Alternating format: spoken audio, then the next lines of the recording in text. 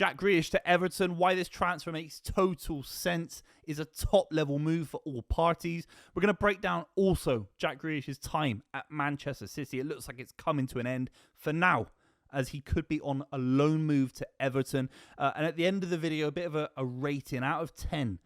My honest opinion about Jack Grealish since he's joined at Man City, rating his time at Man City.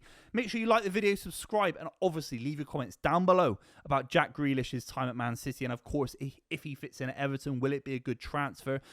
Firstly, my spoiler for the video has to be, I think this is a really good move for Jack Grealish. He was linked to Tottenham Hotspur. I think Jack Grealish is a Champions League footballer. If he knew his position, if he had more of an understanding of where he fits into a side, if he's a little bit, it almost feels like further along in his career, even though he's 29 years old and has been immensely successful, further along in terms of where he knows he plays, and that might not be his fault, it might be Guardiola's fault, then he automatically plays for Tottenham Hotspur in the Champions League. There's no question. He's good enough to play for Newcastle United in the Champions League. He's good enough to play for Aston Villa, for Nottingham Forest. I think he's better than Morgan Gibbs-White. I think he's better than Morgan Rogers. Slightly different footballers, of course, stylistically speaking, but Jack Grealish is of that ilk. He is, in terms of natural talent, in terms of natural ability. And joining Everton is the right step down. It's not Saudi Arabia. It's not MLS. It's not a club really scrapping for relegation next season. He's joining a club that could really get into European positions next season. I'm not saying the Champions League, of course not. But David Moyes definitely has the wherewithal to get him pushing towards the Forests, the Villa, the Villas of the world came sixth last season, Brighton, Bournemouth. Bournemouth have lost a lot of talent. Everton have got a really good spine, and Jack Grealish could come in if he stays fit, plays 30 out of 38 games in the Premier League next season. Everton have got no European football, got a brand new stadium. There's a buoyancy around the club, a couple of decent signings recently as well, and David Moyes, who I think is one of the most criminally underrated managers in European football. Then Jack Grealish can really flourish, and Jack Grealish deserves that opportunity to play for a club, by the way, that really wants him, that really love him. Man City fans love him. I love Jack Grealish. He did an open training session in the week. He was the most cheered fan by a country mile. Jack Grealish isn't only a fan favourite in a kind of comedy sense. He's a fan favourite because he's absolute quality to the nth degree.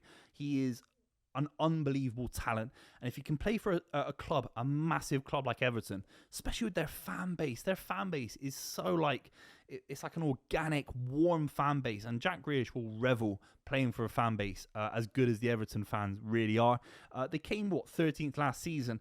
These guys could definitely surpass Fulham, Bournemouth, Brentford, Palace next season, 100%. And Jack Grealish could be a massive part of that. I think it's a really, really good move. And then, of course, the loan situation as well. It means that if he does really, really well, he can put himself in the shop window for the Champions League club that I think he does deserve, with all due respect to Everton Football Club as well.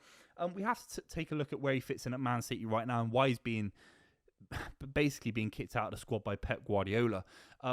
Firstly, I don't agree with how it's been handled. There's a darker tone to it, and that's the things I don't understand. Guardiola is a very, very, I don't want to say malicious, but he puts so much pressure onto a squad. He's ruthless. And a bit like Sir Alex Ferguson, the only way to be a top-level manager to the highest level, you have to act like Guardiola. You have to act like Ferguson. These are the facts. I'm sorry, Mourinho. You have to do it. And ultimately, he's done that. He's cast him aside. He didn't trust him in an FA Cup final when City were trailing for the whole game. Brought on a kid instead, and that was embarrassing, by the way. That kid, he wasn't ready for it. I'm not going to butcher his name, but he wasn't even ready for it. I mean, seriously, Grealish was on the bench, didn't even get a kick. I mean, seriously, he could have done so much damage against Palace. He really could. So you're looking at De Bruyne going. You're looking at Grealish going. Gundogan, I don't know what's going to happen there. Bernardo Silva, of course, club captain. With Reinders, Cherki and Foden, I think that is dynamic. That is fresh. It's a little bit more optimistic. There's some sort of weight and a baggage around Jack Grealish that is weighing him down. I don't think he wants to be a left winger, maybe. That could be the situation. I think Guardiola also wants a lot more pace. He wants Doku, Savinho. I think even Marmoush could play on the left wing for City next season. I think he wants a little bit more of that kind of direct pace, whipping things into Haaland, allowing Haaland that instinctive kind of first-time finish in the box. Grealish maybe takes too many touches for some people. For me, that is an element of control that has seen him be one of the most successful English talents of a generation.